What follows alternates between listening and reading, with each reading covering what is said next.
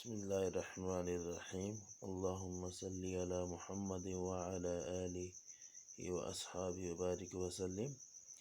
This is Kamran Haider Qureshi and today we are going to learn 10th grade physics topic reflection and refraction of light waves and the laws regarding these two properties of light. तो first of all अगर आप देखते हैं कि reflection का क्या मतलब होगा, ये हम फर्स्ट चैप्टर में वेव्स के अकॉर्डिंग भी स्टडी कर चुके और सेकंड चैप्टर में हमने स्टडी किया था echo which is reflection of sound wave और साउंड एनर्जी. तो जब आप लाइट की बात करेंगे कि रिफ्लेक्शन ऑफ लाइट का मतलब क्या होगा, अगर रिफ्लेक्शन की बात करें तो रिफ्लेक्शन का मतलब आपको बताया था कि that is bouncing back or bending of waves in the same medium after striking a specific medium.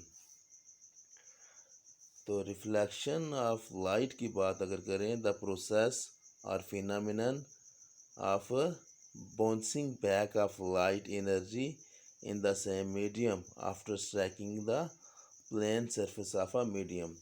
तो जब भी बाउंसिंग बैक या बेंडिंग होगी लाइट की after striking a specific plane medium in the same medium, that is called reflection of light. तो यहाँ पे अगर आप देखें तो हमारे पास O A is an incident ray. Now what is incident रे?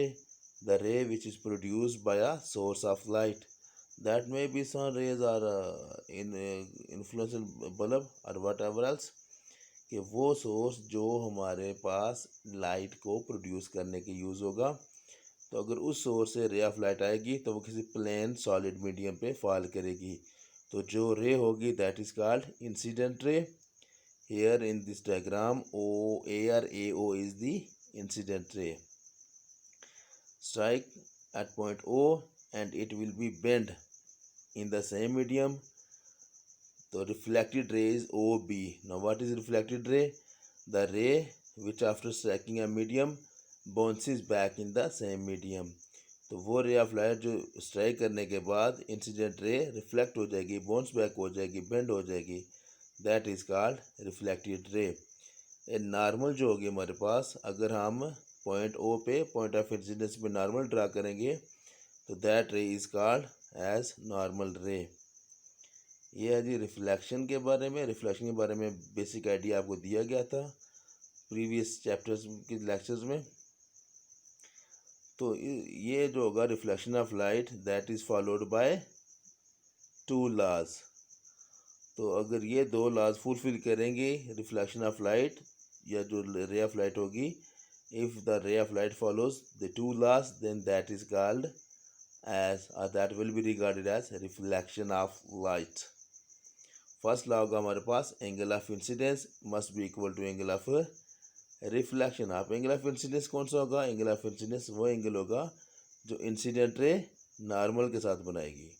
सो A O incident ray and O N is normal. The angle between incident ray and normal ray is called angle of incidence. तो सबसे main जो होगा कि angle of incidence और angle of reflection must be equal.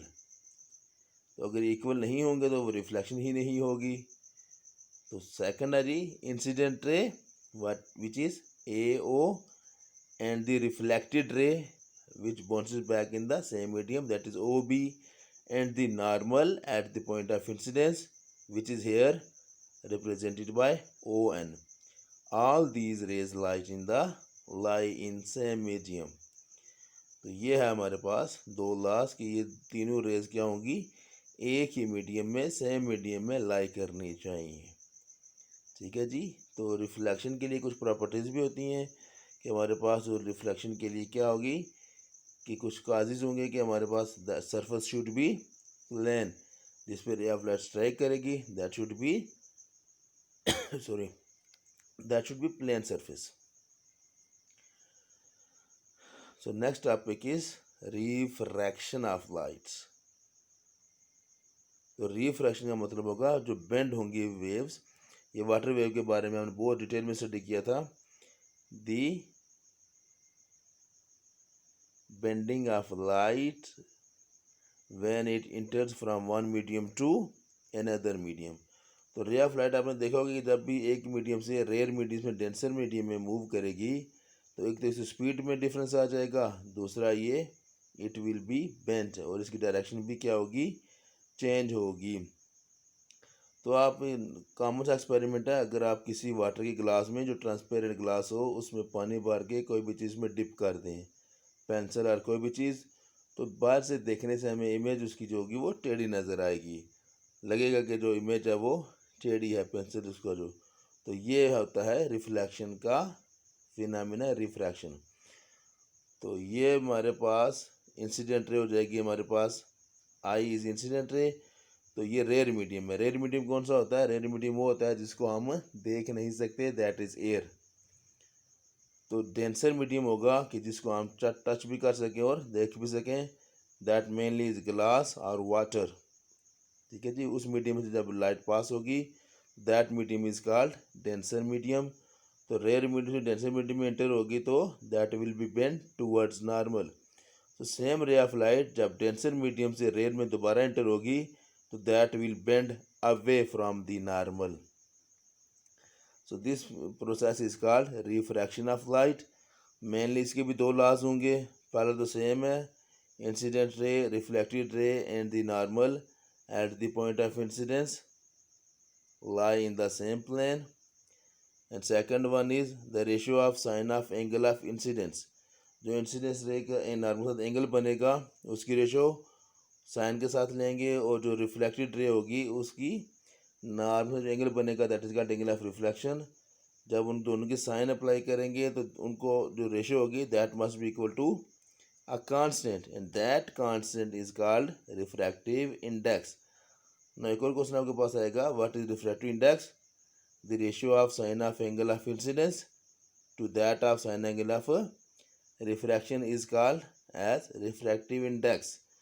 तो refractive index हर एक medium का अलग अलग होता है, ग्लास हो, वाटर हो, व्हाटसोएवर, तो हर एक का अलग अलग होगा। तो हम रिफ्रैक्टिव इंडेक्स को कैलकुलेट भी कर सकते हैं, एक और फार्मूला होगा, it is represented by n and is calculated as speed of light in air to the speed of light in medium। इस फार्मूले की हेल्प से हम किसी भी मीडियम का रिफ्रैक्टिव इंडेक्स कैलकुलेट कर सकते हैं।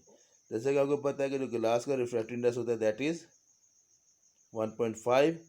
तो उसके लिए हम क्या करेंगे, हमें पता होना चाहिए कि स्पीड ऑफ लाइट एयर में कितनी होगी और स्पीड ऑफ लाइट किसी भी मीडियम में क्या होगी। ऐसे वाटर का ले लें, डायमंड का ले लें, मगर आपको speed of light in that medium should be noun. तो उसकी हेल्प से आप रिफ्रैक्टिव इंडेक्स इजीली फाइंड कर सकते हैं।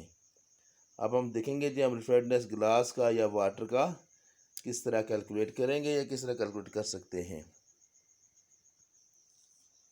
तो you know that the refractive index of glass is 1.5। अब हम चेक करेंगे कि उसको हम किस तरह फाइंड कर सकते हैं। N is refractive index which is calculated as speed of light in air to that of the speed of light in glass।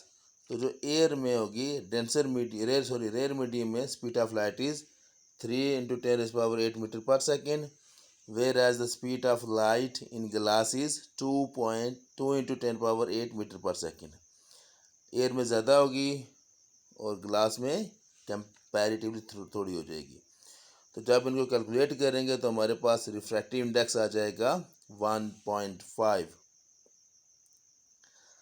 तो ये आपने प्रैक्टिकल भी करना है, स्पीड ऑफ लाइट या प्रिज्म या ग्लास स्लैब को यूज़ करते हुए आपने इसका रिफ्रैक्टिव इंडेक्स फाइंड करेंगे। ये आपने प्रैक्टिकल वर्क करना है, आपको इसकी न्यूमेरिक वैल्यू ज़ुबानी पता होनी चाहिए। तो ये था जी हमारे पास आज का topic, that is about reflection of light, refraction of light and the laws followed by the light according to these two properties। तो मिलते हैं नेक्स्ट लेक्चर में, इजाज़त दीजिए, अपना बहुत बहुत ख्याल रखिएगा। अल्लाह ताला आपका हाफिज़ व निगहबान हो। अल्लाह हाफिज़।